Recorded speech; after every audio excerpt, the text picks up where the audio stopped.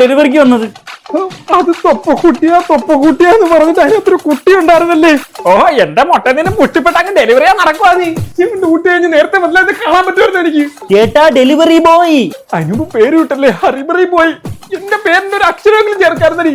സോഹനത്ത് ചേട്ടാ ചേച്ചിയുടെ സൈസിൽ ചെറിയൊരു വ്യത്യാസം. അപ്പൊ ഇത് ഇന്നും ഇന്നലെ തുടങ്ങിയതല്ല ചേട്ടാ. ഡ്രസ്സിന്റെ സൈസിൽ ഒരു ചെറിയ വ്യത്യാസം. ഞാൻ റിട്ടേൺ എടുക്കാൻ വന്ന ഡെലിവറി പോയാ. ചേട്ടാ ഈ വീടൊരു ലൂപ്പാ. വരിക പോവാ. ഒരു ദിവസം എത്ര പേരെ ഇവിടെ വന്നു പോകുന്ന ചേട്ടൻ അറിയൂ? ഞാൻ എന്നോട് 5ാമത്തെ പ്രാവശ്യം വരുന്നതെന്ന് ചേട്ടന് വല്ലതൊക്കെ അറിയൂ? നീ എന്റെ വീട്ടിൽ കയറാൻ അധികാരം.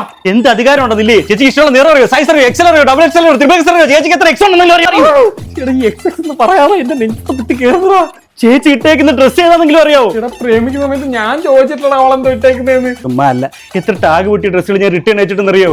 എന്നിട്ടും അധികാരം ഇല്ലത് നമ്മളില്ലേ. പിന്നെ ചേട്ടാ കട്ടിന്റെ സ്ക്രൂ ചെറുതായിട്ടൊന്ന് ലൂസ് ആട്ടോ. ചേട്ടന്റെ സേഫ്റ്റിക്ക് വേണ്ടി പറഞ്ഞതേ കോമൺ സെൻസ്. പിന്നെ ചേട്ടാ നമുക്ക് ഇവിടെ ഒരു ഡെലിവറി ഹബ്ബ് തുടങ്ങിയാലോ? ഞാൻ ഇത് ഡെലിവറി ഹബ്ബാക്കാൻ തന്നാലേ നീയൊക്കെ ഇത് പോണാക്കി മാറ്റാൻ. Delivery partner. നീ ഡെലിവറി പാർട്ണർ അല്ല, അല്ലാതെ ഇവിടെ പാർട്ണർ ഒന്നും അല്ലല്ല. വീട്ടിൽ കയറുന്ന എന്തിന്? ഒന്ന് പോയാട്ടോ, ഞാൻ എപ്പോഴും വീട്ടിനകത്ത് ഇച്ചിരി ചോറ്